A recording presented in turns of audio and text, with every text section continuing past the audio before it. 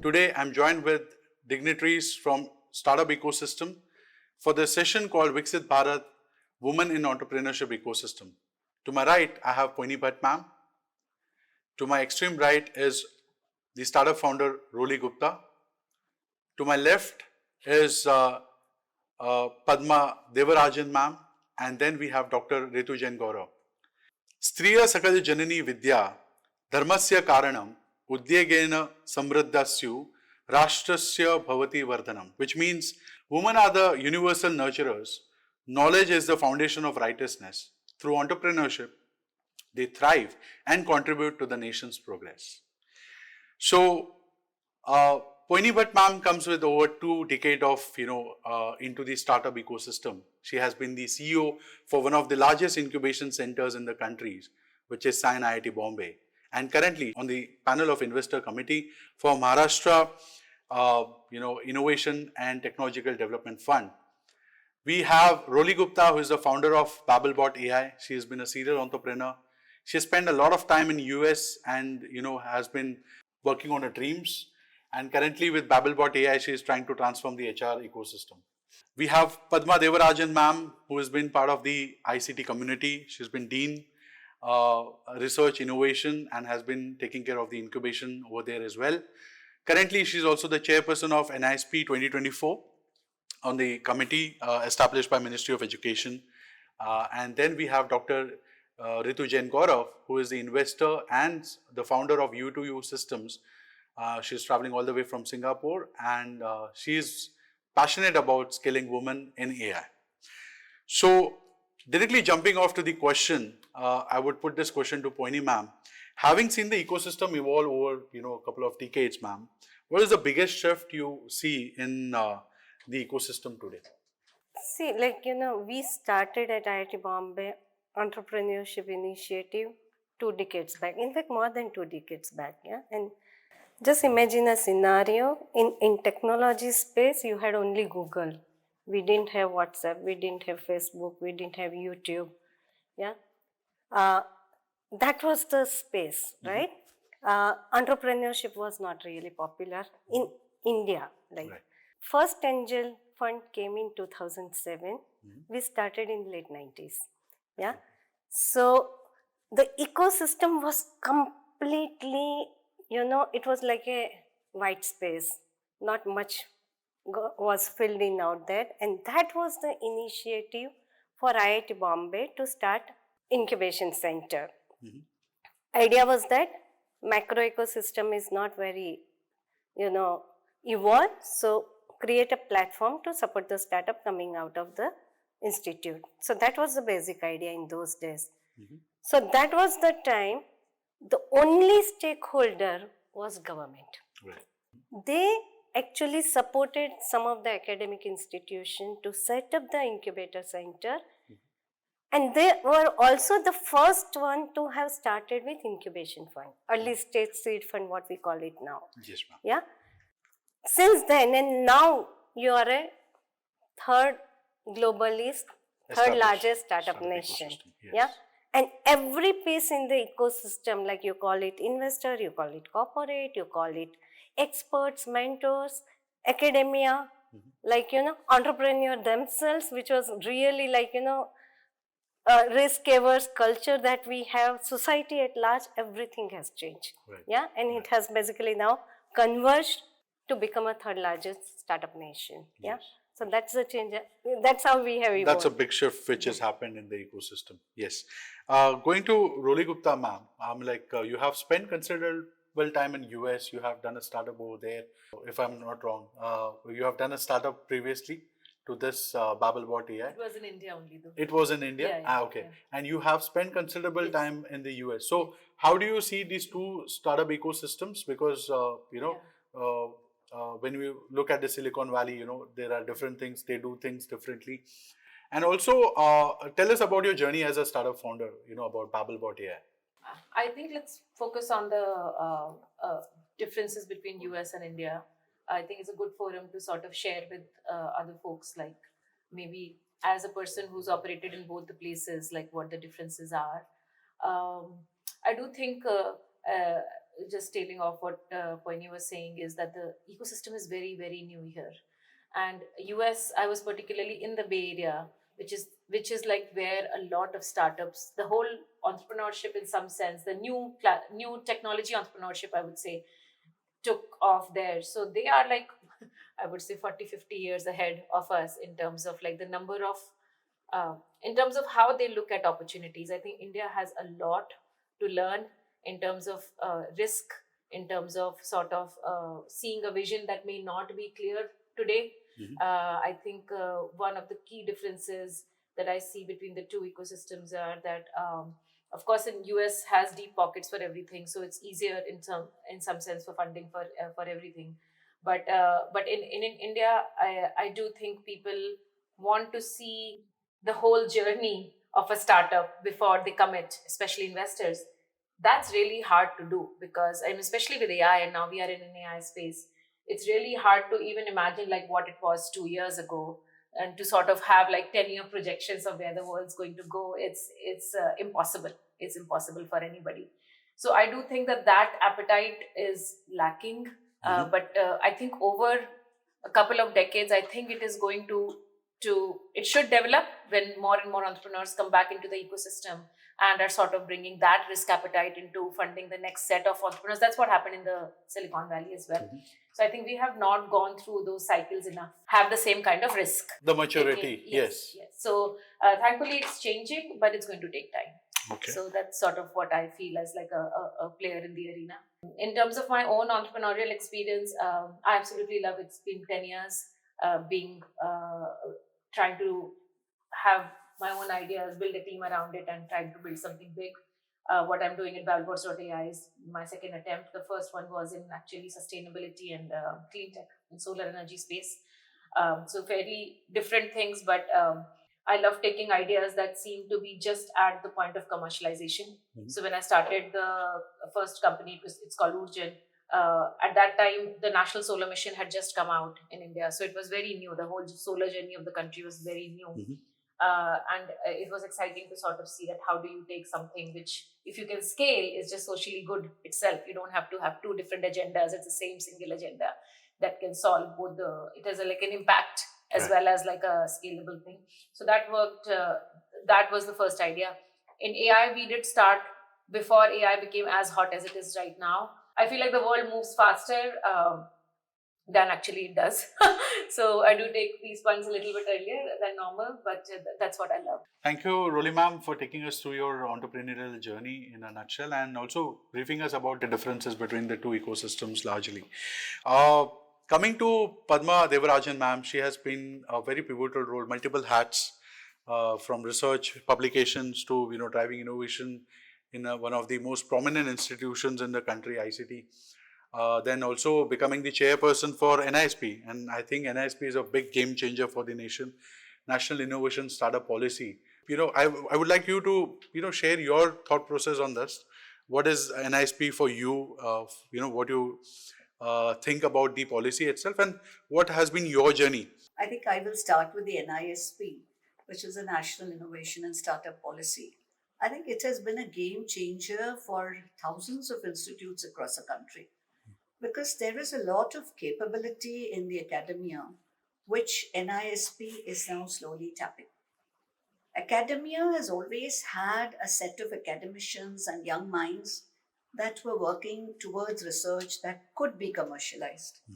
But these ambitions could never be nurtured because of government policies, which did not allow academicians to get involved in their own companies, did not allow students any leeway other than academic, attending lectures and attending to whatever is put down by the curriculum. Right. The NISP has now opened up this, and I think the vision of the government needs to be really applauded, because this way they're going to tap a whole lot of minds that could actually contribute and think of contributing to the GDP and to Viksit Bharat right from their student days. And once this comes in as a mindset at that age, which is a formative age, I'm sure the entrepreneurial ecosystem is going to change in the next maybe 5 to 10 years. one was going to see a revolution where we see a lot of probably entrepreneurs and possibly a good number of unicorns coming out in 10 years from academia. So that is the role NISP is playing across institutions. Coming to my own journey, I am basically a researcher. Over 35 years I've been in research. But there's been one thing that I've always tried to follow in my research. While on one hand, yes, typical academic research, but on the other hand, there's always been this desire that at least part of what is done in my lab has to reach society. So that is something that started way back in the 80s. Okay. Even before this concept of entrepreneurship and the entrepreneurial ecosystem, etc., has come in. And since then, I have been trying to see if technologies could be developed for licensing. And this mindset I have been creating in a limited way through my own research group and through the undergraduates who come as interns in my research lab. It's been very, very limited. But suddenly, after the innovation councils were announced by the Ministry of Education and AICTE, things have changed totally across the academic institutions. Yeah. So when the innovation councils were launched, I was fortunate to be asked to take over as the president of the innovation council. So I could take this out of my lab across the institute from 2019. Amazing. And this has become a game changer for the institute. The concept that ideas, research ideas, could be developed in a way where you visualize it going out into the commercial arena is something that is being pitched into the student mind now by a lot of faculty. Yeah. Many faculty have been motivated by the NISP and by the Innovation Council that has come in. This helps because faculty ultimately play a great role in triggering young minds. Yeah. But what is important is through the Innovation Council, which has so many activities. The MOE specifies certain activities, but in addition, there are a lot of self-driven activities by the Institute, where they are exposed to so much, particularly in Institute of Chemical Technology, where I come from. Our alumni base is so huge and so varied, we're able to get in the best and expose them to much more that, smaller institutes could give. Because of that, I can see a sea change in the students. We have very aggressive students and many students saying today, we want to be entrepreneurs. In fact, one such student was there in your earlier podcast. Yes, ma'am. And she's just completed B.Pharm and joined for Masters. Yeah. And today, our incubation center, which is just 2 years old, has 20 incubators. What I'd like to say is the trigger has begun and it's only escalating. Next, I would like to go to Dr. Ritu Jain Gaurav ma'am. She has been an investor, a couple of decades of experience, an IIT Roorkee graduate who shifted to Singapore now, starting U2U systems, also having a social enterprise in skilling women. And you are passionate about technology and AI. So can you brief us about your journey and what is your mission about? So I have been in technology from 30 years. I started my journey from Motorola India Electronics Limited in 1995. That was the first time the India had opened up, and Motorola was the first MNC to open a center in Bangalore. And they were hiring the people, the students or people from India, and their only plan was to hire postgraduates from IITs because they were looking at R&D. And I had a clean walk-in, means no interview. Just somebody called me, you are in Bangalore, would you like to join Motorola India? And I walked in and I had a clear walk-in, and I worked on, they started with research. They gave me the first browser, which was the Netscape. They said that this is your project you have to do, and this browser will open the door for you. That time it was not open, so much data was not available. only the research papers and all we could take from there. So that was how my journey started. And then I worked with Motorola Lucent Technologies, Alcatel Lucent Technologies.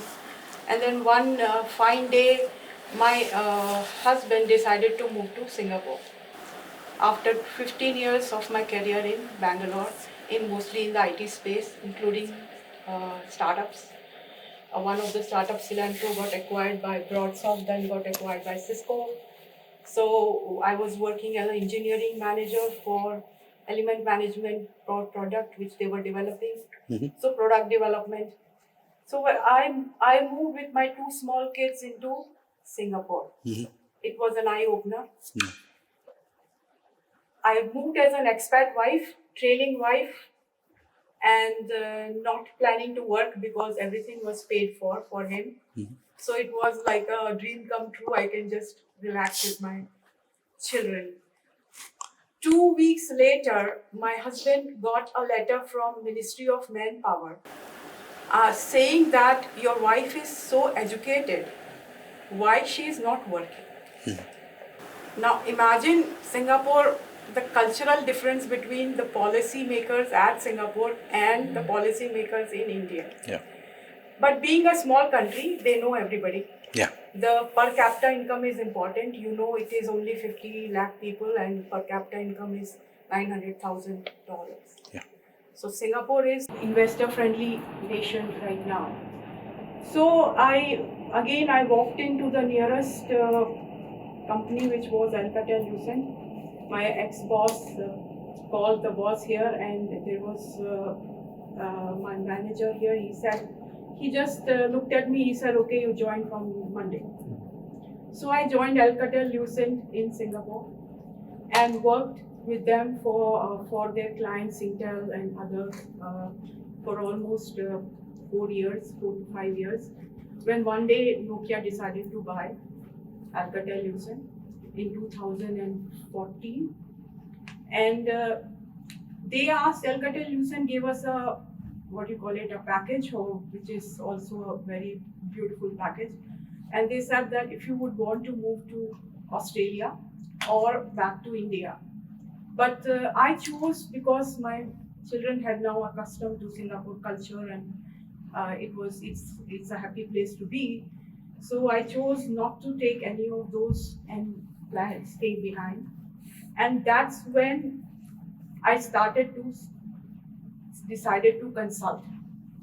The first thing when I started to consult came to my mind was to approach the nearest training centers, and this is NTUC training centers, now it is called something else.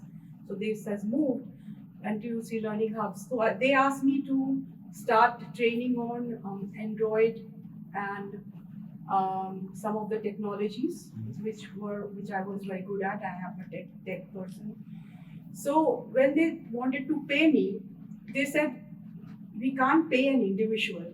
We have to have a company. So both of us, all the family was sitting together.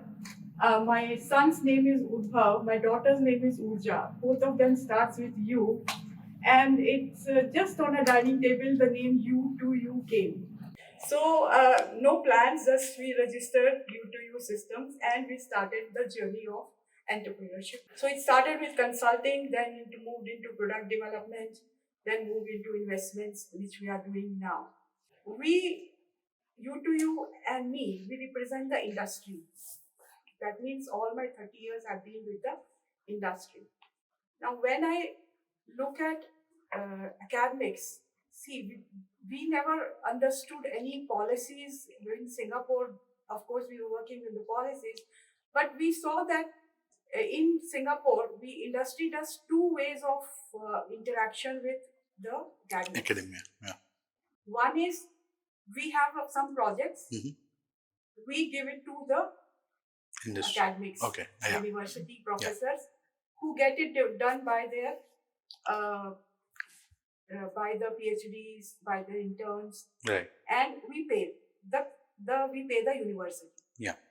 The other way it works in Singapore is that the researchers in the university They develop a prototype, and they come to us, and we do a commercialization with them, in the sense that we do a joint venture. Okay. We maybe start a new company or give a percentage of a new company, and the professor in the university comes on board, who has the patent, Right. and then we launch the product in the market through, say, U2U systems. So is or it through spin another out or company. spin off? Yeah, or it can be a spin-off, or it can be part of U2U systems if we think it is aligning with our goals. Okay. 2015 to 2025, 10 years, we have been working very closely with the universities. Yeah. So now the question arises that students and parents, or they come to us with question like, sir, we don't get time, or now we have already, like in VJT, I know one of the startup which is on the growth stage. So what is your thought process that in next 5 years or 10 years down the line, will incubation play a parallel role to academia, where students will come, create their startups and move out with some credits, or they will have to go through the traditional processes and give those exams and write papers, and how do you think it's going to landscape? Because at ministry, yeah. we are thinking about the universities of the future. So you are talking about incubator, and before I come to your question, in fact, IIT Bombay was the first institute who had formalized faculty participation in startup, either as a co-founder or as a technology advisor, yeah, or as a minority, by way of tech transfer and all those things, minority, participant in the organism.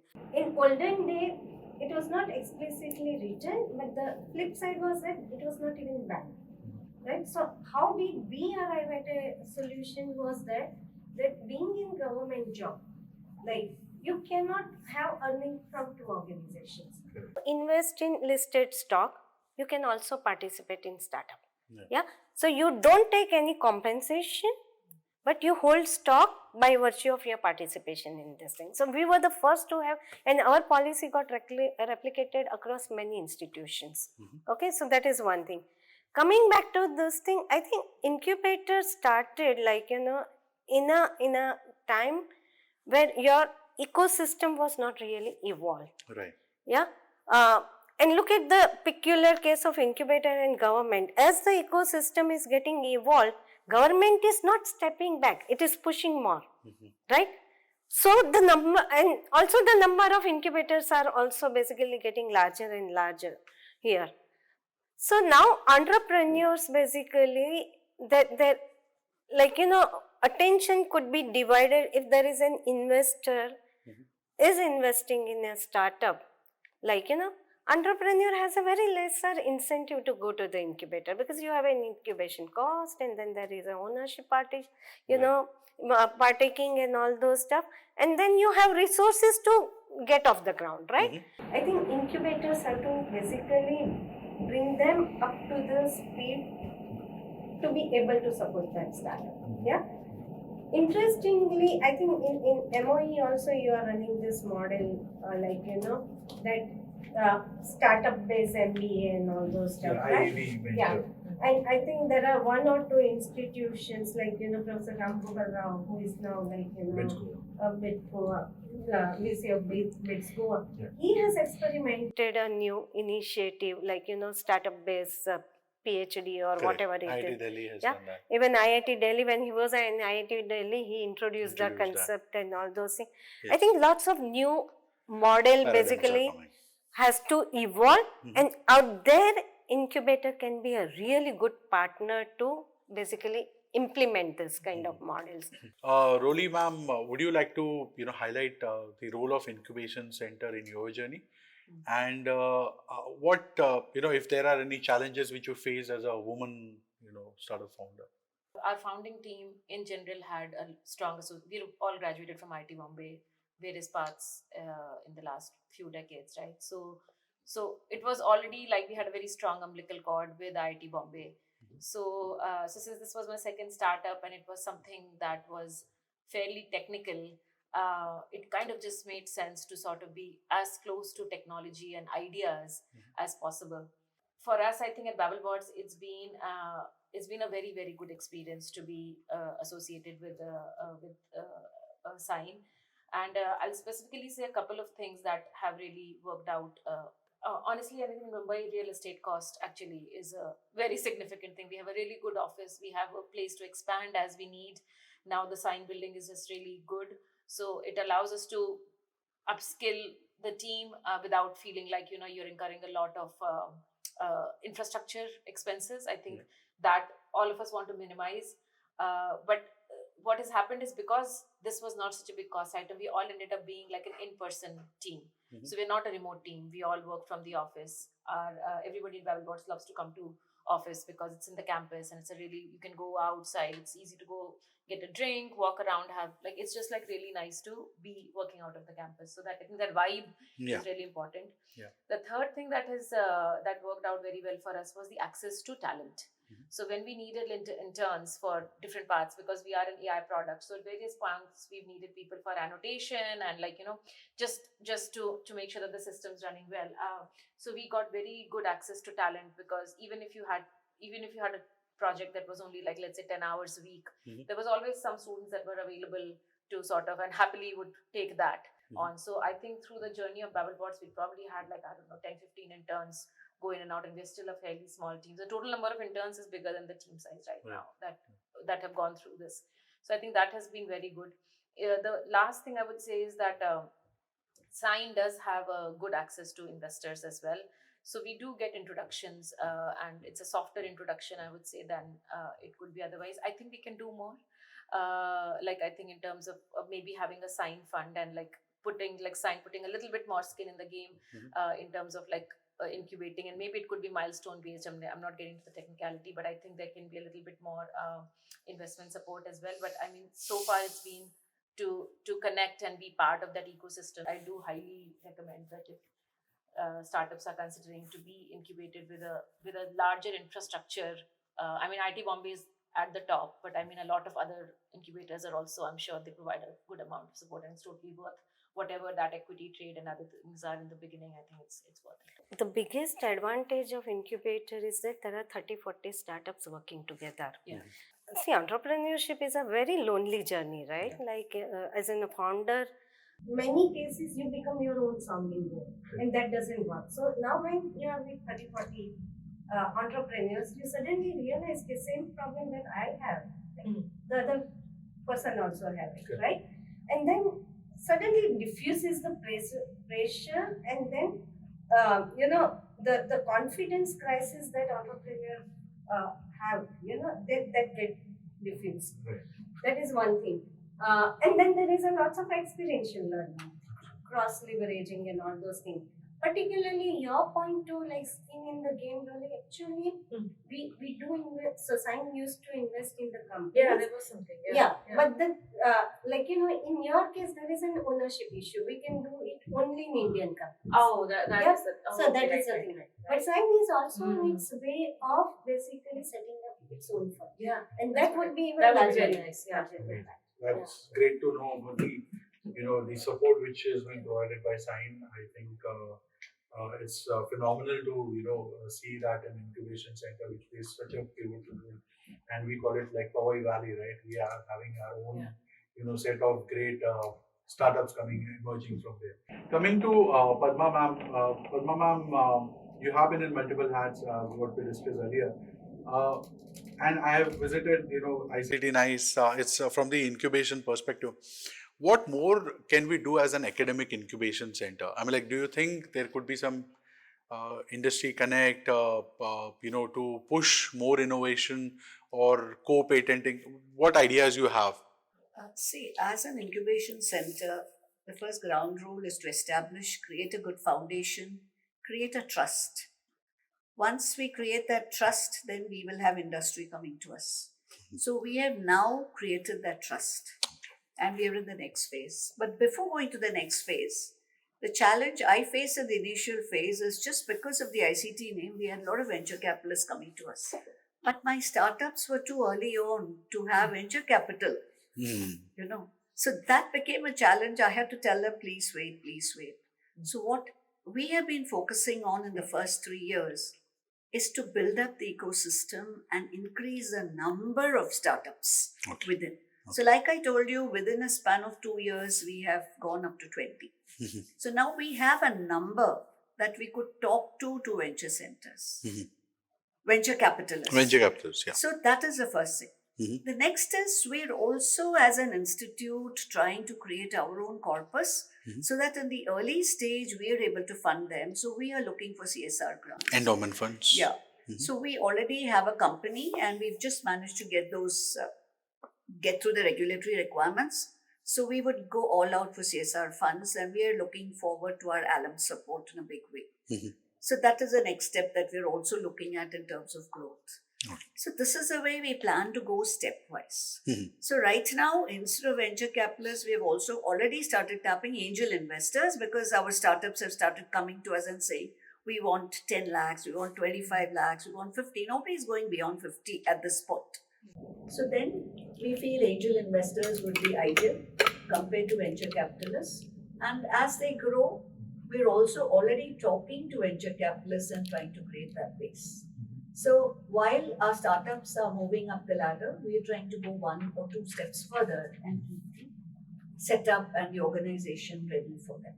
Now, I'd just like to go back to one question that you asked, Poini, about how the ISP and education is coming together.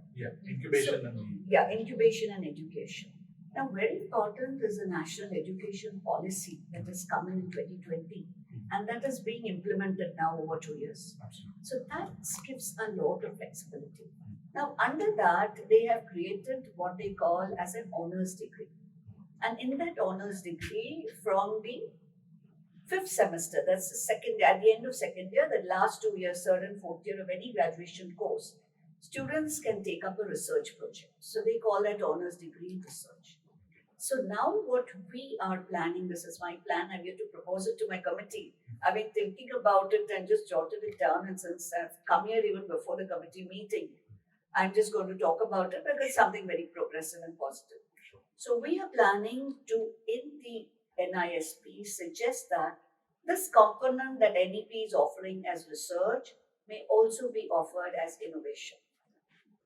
So when it's a 2-year program for innovation and we have students who are in the first year and second year who are now telling us they want to become entrepreneurs, so there could be no better way than to build it into their career, into their curriculum. So 2 years they would get into this. So in those 2 years, they would be given credits and they would be given an honors, hopefully in innovation. And along with that, in the 2 years, they'd be given time for their venture. And already the NISP allows students to take a break of up to a year. Right. And they can come back without it showing on their academic record. So that's already there. And one team had approached me. We had already decided we would put in the papers and try and get it done. But for some reason, they got cold feet. Maybe family reasons or maybe whatever reason. So they have gone back into the 4th year full. They say, let's complete and then we will take it forward. But they are going aggressive. So this is how we plan to merge NISP with NEP because that's very important to make innovation part of the academia. Absolutely. So we are going to try that. So thank you, ma'am, for sharing that. I'll go to, Ritu, ma'am. Ma'am, we had previously discussed about, the cultural change and which you also wanted to highlight. How you see academia in India shaping up now after, being part of IIT Roorkee way back, I think 20-25 years back. What cultural shift and what are the processes or levels, how it could be, created, where we can drive more innovators like you or like Roli ma'am who take up entrepreneurship and innovation as their career. Okay. So industry, when they come into a college for investments, they are looking for a minimum viable product which they see potential and they want to invest in that as an investor or invest in that as go-to-market strategy. Right. So that's what. About the culture, it's all about culture. So culture is very, very important. it's important, but it takes many years to change. Right. Change takes so much of time. So culture is of lifelong learning, culture of having multiple jobs at one time or multiple jobs in a lifetime in every different domains is still not there in our society. Once we join a job, we think it is coming because the new generation is changing everything. Culturally we want to go to one government job and stay for 30 years, 40 years, 50 years, sometimes retire. That's the culture we have been coming from. But looking forward, and it is already coming because the new generation is so Enthusiastic, much ahead because taking- of the global information which is available to them, Right. that they are questioning the norms. Correct. Right, they are questioning the norms, and so the culture has to start from not only from the institute but from the family and from the society, and from society makes the country. So the culturally we have to start thinking differently. Coming to that point, taking a note from there, do we need to follow the proven models globally, or do we create our own things? Like, China has 17 lakh patents. When you talk about GenAI, the top 10 companies are Chinese, and 25,000 patents are filed. Here we are just discussing about GenAI, and I don't know how many companies have filed patent. I don't have that data. So what is your thought process? Should the faculties or academicians go behind filing patents and creating IPs, or looking at a meaningful methods where we can commercialize those and execute it? So patent is the first step of the numbers. Tell us that there are innovators behind. There is a new thinking behind. So if a number is higher in China, it just tells us that there is a new thinking behind. There is something which they are looking at developing in future as a product. So patent numbers do give you some data. Patents is, I would say that we should look at a holistic approach rather than only looking at the numbers. Patent is typically in context with innovation, right? You do require basically innovation. So fundamental, there are two things. Unless you have fundamental technology, science happening, applied will not go there. So you require both.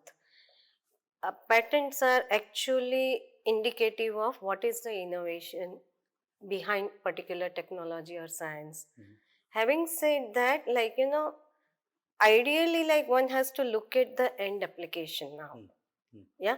Now it's not their model versus your model. You require something, basically technology, product, solution, services coming out which basically impacts society. Right. Yeah. And that is basically, now you say what is happening global. I think depending on basically what kind of space you are in, you can look at India problem. You can, if you are planning global company, you have to be in sync with the global problem. Correct. India problem is so massive, market is so massive. So even if you look at India problem, it's going to go bigger and bigger. Okay. Yeah. So I think you require basically both, but fundamentally it's innovation that we need. You don't require high level, surface level, basically technology. That's not going to take us too far. I also feel like so we are going through a patent. So we have filed a patent pretty much, I think, in 2022, just after we started, and there were some new ideas that were still not being covered by generative AI, whatever we were at that time. But the process is too slow. I mean, for generative AI, it doesn't matter. Like if you had a good idea 2 years ago, I think the models have evolved so quickly that even if we get that patent, it's really of no use. Absolutely. I mean, it's so I think some of these processes need to evolve, right? I mean, I think the patent processes have somehow gotten stuck in this the mode of early industrial time. That okay, I'm going to have a drawing and I'm going to say that this is unique and this is and then it's taking 2, 3, 4 years. I mean, the world changes in that Absolutely. amount of And time. speed The of world's time. changing. So So I think patent is good to sort of write on the resume that you have something, you can do it in parallel. I don't think you should do it in sequence. It makes no sense because by the time you actually get approved or whatever, somebody else is probably running with that idea and they didn't care about the because again, to Pauline's point, the markets are so big that if you have the right innovation, you can build a fairly good company without needing to say that, oh, you are the only special one who's doing it, right? So I think in terms of the speed, it actually slows you down if you focus too much on patent. Sure. Moving to the next segment, I wanted to touch upon the importance of failures. I think each one of us get stuck with this notion. How you see as a startup founder? You have seen so many startups who might have started during your journey, like 22 decades is a big number, and now they are closed up and winded up. Ma'am, you must have interacted with so many people, students, right? So what is your notion? What is the role of failure, and as a society, how we look up to it? Is it changing, or it's still we are stuck with the notion that, okay, we don't want to? We must get used to culture of failures. I got fired from my jobs 2 times, and it was like the problem is with me. The problem is not with me. The problem is with the company culture. That we have to accept and say, okay, you were not the right fit. I mean, what? I left or they fired me. It's the same thing, right? It didn't fit. Something was misfit. We have pre-incubations now also, right? Where some of the colleges and universities are providing funds, but still there are no takers. So how do we develop this culture of failure amongst the ecosystem? Are there some? I think, Umesh, you require too many cases here. So I know, the faculty member, when we started as an incubator, again, Sign was the first to have started with equity as a economic model of incubator. Correct. We were the first. Yeah. And faculty member that time who was in charge of incubation, he's very fond of telling this story. So I would attribute this story to him. Why this equity started? Yeah, it was in early 2000, late 90s. Students wanted to start a venture. Their parents came to that faculty member, Professor Phatak. Yeah, he went to the professor here, and he said that we don't want our son to start a venture because if he fails, he will have some debt and no one will marry my son. This was in 2000, right? Yeah. And that's why, so Professor Phatak said, now I have to deal with a marriage problem. Is it right? Yeah. It can't be right. Yeah. Was it No, right? whether it is right, but it's a failure that was his carrying, right? Right. It was in his crown. So and that's how we started with that we will not take commercial charges for, even if it is highly subsidized for initial year, but all the subsidy that we give, you give us equity. Right. And equity is what? It's a participative, right? Risk taking. You fail, we fail. You make money, we make money. Right? So that was the origin of our basic story behind our equity model. Yeah. Since then and now, neither students are worried, ठीक है, fail होते हैं, दूसरा कर लेंगे, job मिल जाएगा. Parents don't have. So society also has changed. So culturally we have really evolved. I'm sure, I'm not telling that every parent want it. I'm sure there are parents who don't want it. But I think they have seen the story that they have failed and they have moved on. Yeah, they have failed and they have moved on. So I think more and more such numbers basically will create a shift. Yeah. You can't necessarily. Just coming today, I think it's become a fashion statement for entrepreneurs to come out and say, I'm a serial entrepreneur, this is my third. I failed in 2, but now my third is successful. So what happens is, even though it's being used as a fashion statement, it's very motivating for people who want to come into entrepreneurship, which says, doesn't matter if you fail, but don't give up. Be like. So I can also proudly say I am also a startup failure. In that sense, I did my first startup in the edtech. I think and to answer there's no stigma attached. Yes, there is no stigma. Yes. And in fact, And then, to answer to Professor, when I failed, I got married the very next year. My wife accepted me. So I'm really thankful that my in-laws accepted me. That here is a guy startup failure, and they come from humble background. They don't even know what's a startup. Right? No, it's no longer stigma. That's the reason entrepreneurs are okay. It didn't work out. Right. So coming to the next question, this is related to MOE multiverse. So Ministry of Education does a lot of things, and a lot of things probably don't get even highlighted. Like Smart India Hackathon, we recently completed. We had 3 lakh internal teams. Then we have 55 teams going for the next round, and then 1,300 teams coming for grand finale. We do innovation design entrepreneurship bootcamp. We do school innovation councils to reach out to catch them in concept. We have institution innovation councils, 14,275 currently, like the entrepreneurship cells. Apart from that, we have the ambassador program, innovation ambassador. We have NISP policy in place. We have AICT startup policy in place, right? So a lot of things have been done. There are a lot of parallels to it. Like, Atal Innovation Mission is also doing something. IIT Bombay has an e-cell. They help in creating entrepreneurship. So how do you think, there could be a synergy to bring all these things, work and sync together? In fact, also there are startup missions, the state startup missions, which are doing something at their own pace, right? So in Maharashtra, we have Maharashtra State Innovation Society. In fact, I was surprised to see NISP mandates that we allow the faculties to do startup, but there is no policy document from government of Maharashtra at policy level that the faculties can do startup. And many faculties come to me and say, Umesh, NISP says I can do, but government of Maharashtra is stopping me.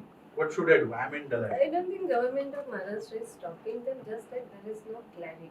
So I think I would say when there are gray area, if you are not breaching the law, just get it. Get it, yeah. That That is was, well, like, yeah, that's what is a go-getting, yes. Yeah. Yes. So that's a message to all the Ask forgiveness. that's a Yeah, message to always. all the Yeah, ISCs that in is the the thing, region. yeah. If you are watching this, please go ahead and get started with And your. if you look at it, who are the successful people? Those who have disrupted, right? System and all those stuff. So. Right. So coming to the next question, I think in the ecosystem it's really important what kind of mentor you get.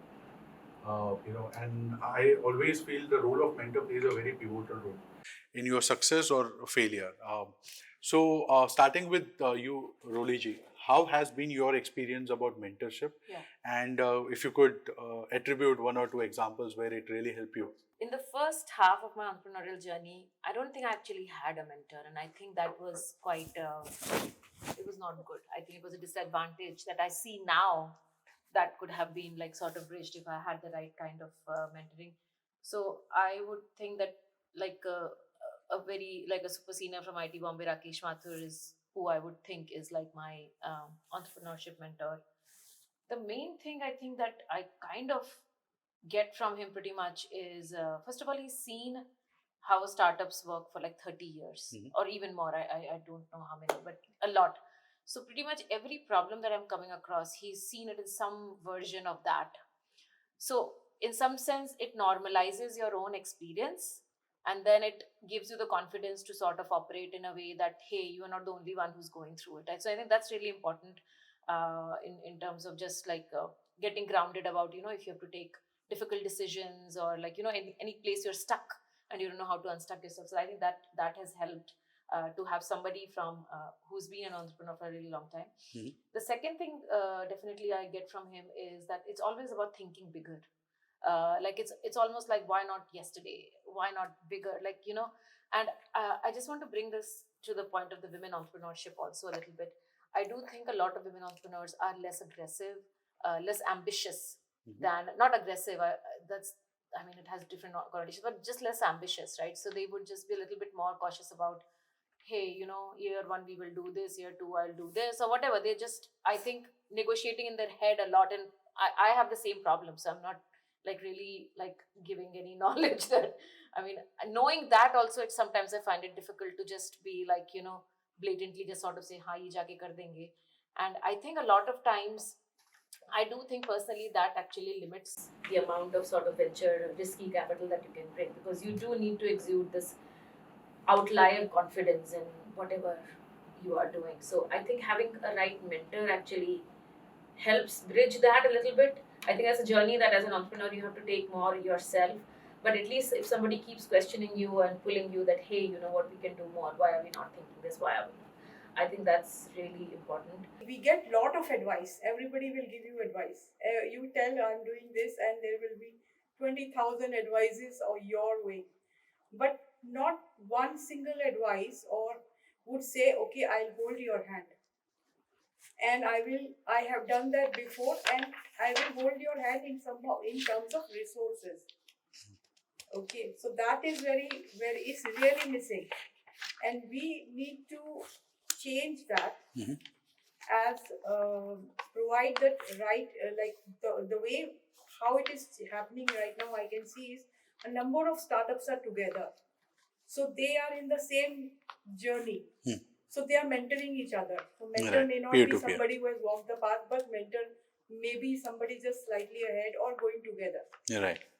So mentor is very important, not only as a career, not only in the startups, but also life mentor. Yeah. Because you may take a few decisions which may be not right, because you didn't see that aspect of thing. Because you were in a place you could see only one aspect. Correct. You were not able to see there are multiple Different aspects perspectives. Yeah. which can hit that decision, the Correct. choice which you are making. Correct. So if you're not getting a right mentor, if somebody is better to go through few different people Right. and hear them out, and then choose what's right for you at that time. Formally, we got into this incubation, innovation, and startup, I would say in 2021, Jan. But like I told you, right, as a research supervisor, I have always been telling my students, we should do something different.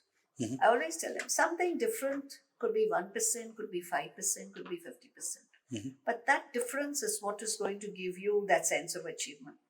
So I'm very happy to say that now I have 3 of my own students who have become founders. Amazing. Then as my role formally when I took up the Innovation Council and then the Incubation Center, etc., I think I've had students who come to me and say, I want to have a startup, I don't have an idea. Where do I begin? So there also I have been able to give them some pointers on how to look at. There have been other students who came with something very elementary. So when it was very elementary, particularly 2 of them, we said, okay, you're not ready for a startup now, but you're interested in taking this forward. Get into Smart India Hackathon. Right. And both of them, they were in 2 different centers, was SIH, and they both won the first prize. Amazing. When they came back, then we started mentoring them and saying, look, you've done something, do you want to take it further? One of them was very clear, so then we helped them set up the company. We first pre-incubated them, gave them some funding. Then we said, look, it's going well, so now you set up your company. So even that we helped them, guided them through, helped them draft the patent, because in my team, in the incubation setup with other faculty, both of them were patent agents. So they knew how to draft patents, etc. Right. So we did all that in-house for them. Today, both of them have incubated. They have their own private limited companies, and they've also got funding. Okay. One has got 25 lakhs from the Rabi grant as agricultural. Yes. And the other has got maybe less, but up to 10 to 12 lakhs funding. So we also support them for funding. So this has been a very nice journey. And in fact, even other students who've been coming have been, motivated that if they have that desire to have a startup, I would also talk to them about becoming employers as a mindset, change that, and, Right. kind of present the bright picture. Okay. Absolutely. And not hide the sad picture. But even if you move downward, doesn't matter, you can still come back. Yeah. So with that kind of thing, I think we have quite a few student startups at ICT today. So that I think is a very satisfying feeling, that mentoring can work. And I think the first thing I did is mentoring example, where I was the first faculty to set up the startup under NISP, because while motivating my students in research, I also got self-motivated. That's So an interesting that's insight. something that happened, Yeah. So in that, let me talk about my one mentor, who's my own husband. Okay. So he's now probably in his third entrepreneurship. The first one and second failed. So I have walked that journey with him, and today we are flying in his third entrepreneurship. And that's probably that took me here, because the minute he realized and he would hear me talking about translating technologies, he said, "You're only licensing. Why are you licensing? Why don't you start something?" And that's where I have put my foot into this journey. That's a great insight to all the viewers. Like, we all talk about, converting your ideas and patents into technology. Here we have an example sitting right in front of us. In fact, like Roliji, Ritu ma'am, Poini ma'am, all have been immensely contributing to the ecosystem in their own way. So I'm proud of Maharashtra because I'm representing that region, though I'm proud of my country, obviously, what we do and how we have been doing it. But Maharashtra hosts 50% more women founders, which is the largest number in the across India. And as per the Bain Company, there's 15.7 million women-run enterprises in India are contributing 22% of overall entrepreneurial ecosystem. So how do we, we are coming to the last segment of this session, and this question is open to all of you. How do we increase women participation in startup ecosystem, taking up entrepreneurship? Because the journey of men is different than a woman. A woman has to bear a child, right? A lot of things have to be done from their part. So their journey is obviously different biologically, right? And which also impacts their growth. They have their aspiration. How do we deal with that? I think if anyone could give some insights, that would be great. So, see, you look at about entrepreneurship larger space. Yeah. Like, we are talking about women, but 20 years back there were no male entrepreneurs. So, right? What work was basically role models. Yeah. I think more and more role models like Oli, Ritu, and like many, we already have it, right? Yes. So that will accelerate the pace. But you give some statistic here, which I'll give you another statistic, and that's where it makes compulsive case for many women coming from entrepreneurship. So there are stats that wherever women have led an organization, be it corporate or corporate is lesser, there's lesser elasticity out there, but women as an entrepreneurial leader, number of women employed in this organization is 2.5 times more than those led. Okay. Yeah. So imagine, and I could see myself inside. Yeah. My Rolly is actually witness to that. More than half of our team of women. And how it changes this data, even the surrounding or impacts that it makes in that limited ecosystem. Right. One is that women are definitely more empathetic. Yeah. So the way we deal with startup are very different than male. And I'm not making any value judgment, but I have seen based on my limited experience. The way my male colleague would look at it and the way I would look at it is very different, and we also have a high tolerance level, I would have, in some manner.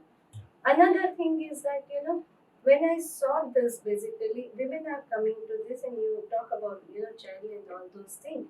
Women want to come back to work within 3 months, 6 months. Where is the support system? In sign, new building, the first thing I said was that we need to have a childhood. Then we call it no crash. Crash has lots of regulatory aspect. You come with your caretaker, your baby's caretaker. We give you a space, or you come with child who is in school and all those things. There would be a space and basic furniture and all those things. He or she can do homework or whatever. Your caretaker can keep the child, baby basically take care of baby in that room. Mother can always go, and that is not only open for mothers, even fathers can bring the children. Now I don't think any male, or maybe I very rarely a male would think in this way. I think in the cities, 2-tier, 3-tier, and even the tier 1 cities, like Poini said, giving woman the facility to handle her kids. Right. Because that's the age when the woman has the maximum energy and the enthusiasm. So that is when it should be done. In fact, I would like to cite the example of one of my own students. She completed PhD 3 years ago. She's having a lot of family issues, but today she has founded her own company. Oh. So I think that's a real brilliant thing. But somehow she has the, the grit to tell her family that I will do everything, but I will do what I want also. So I think that grit, if women are able to get by looking at role models, she could be one of the best role models. In fact, I've been presenting her to others now. Amazing. So I think role model, as Poini said, is one of the best ways, and to create that basic facility that women need, to nurture the family. Right. Even with the UN Women, there is a push from the top MNCs, corporations to hire women. Right. And why is that? Because in the corporate top leadership, when they are taking decision making, they found they were all men. And hence the new aspect which a woman could have given is not there. Correct. So they are not seeing the picture, full picture. They are seeing half picture. Half picture. And when they are seeing half picture, the decision making is biased, and many times it leads to failures. Correct. And many of these corporations have seen that. When they want to let go of, they want to reduce the size, when they wanted to let go in the past, the first list would be formed of all the women. Right. Who will be first asked to go, and the second list will carry the men. Sad. So it had happened in last 10 years. So slowly in the last 10 years, we saw that the corporations, the women are disappearing. They are not there, and they are there in the starting phase, and slowly at the family and with the pressure and with the leadership choices, they are let go.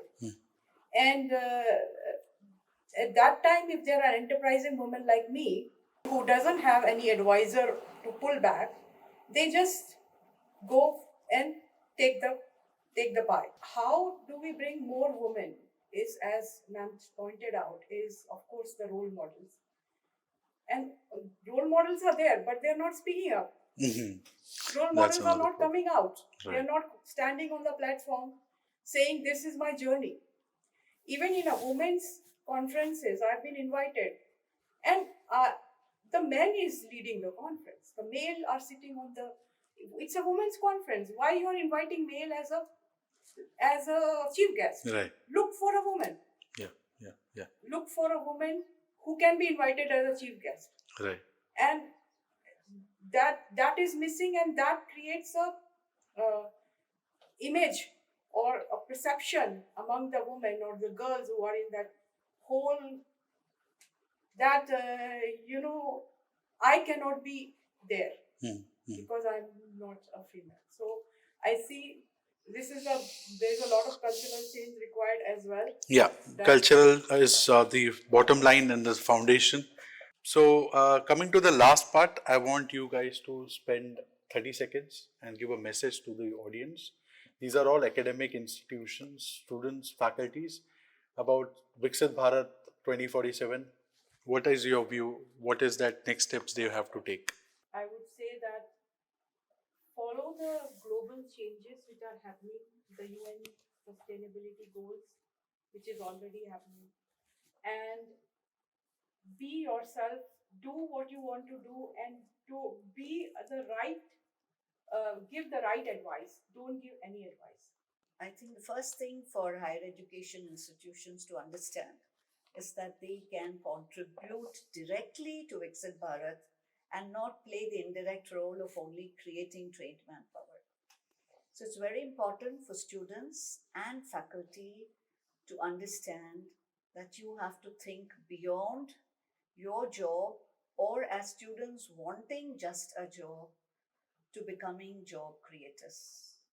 That mindset change has to come in, where from employee you would like to become an employer, and that you can contribute positively to many things. One is to reduce unemployment. Two, you could be a major source of empowerment of youth and empowerment of women. And third, you could contribute proactively to the GDP of the country. So I think with this in view, entrepreneurship is one of the parts that faculty and students must look at as something positive, as something they must not fear but want to tread on. Talk about fundamental problems, basically come out with solutions. You don't want to start because there is a funding available or grant is available. I think about a big picture, why you want to start. There's a large market, larger impact or whatever, funding and other resources will come by. If you really want to contribute to basically, society, economy of a nation, please think about a fundamental problem. Learn to work in a collaboration and leverage the ecosystem that is basically, available to you in academia. I think we need to have at least 10, 15 fundamentally deep tech companies that are coming out of India that were known for innovation. So we didn't copy China, we didn't copy US, we did what we do, and we're able to make like a significant, difference at the global stage. And sort of our perception should change a little bit from like being either followers or sort of service providers to innovators. I think if we can change that India is also associated with innovation and not just the politicians saying it, but actually others saying it outside the country, I think that would be fantastic to achieve. So thank you to all the panelists for joining us for this podcast on Viksit Bharat, Women in Entrepreneurship Ecosystem. We have heard, different, perspectives from the people over here. And I really congratulate all of them for the journeys they had and the immense contribution they have made in nation building in their own way. Be it academia, be it a private entity, be it a startup or an incubation center. I think we all of us are hand in hand to achieve this goal of Viksit Bharat 2047, as mentioned by Honorable Prime Minister Narendra Modi ji. So I think the journey is upwards, looking at the support available to all sectors of the society, be it women, men, or anyone who wants to pursue problem solving. So the support and the ecosystem is there with you. With that notion, we'd like to sign off, and we look forward to your comments and suggestions. You can connect with them on LinkedIn and take your discussions, or you have any ideas to share with them directly with them. So thank you so much. Jai Hind, Jai Maharashtra.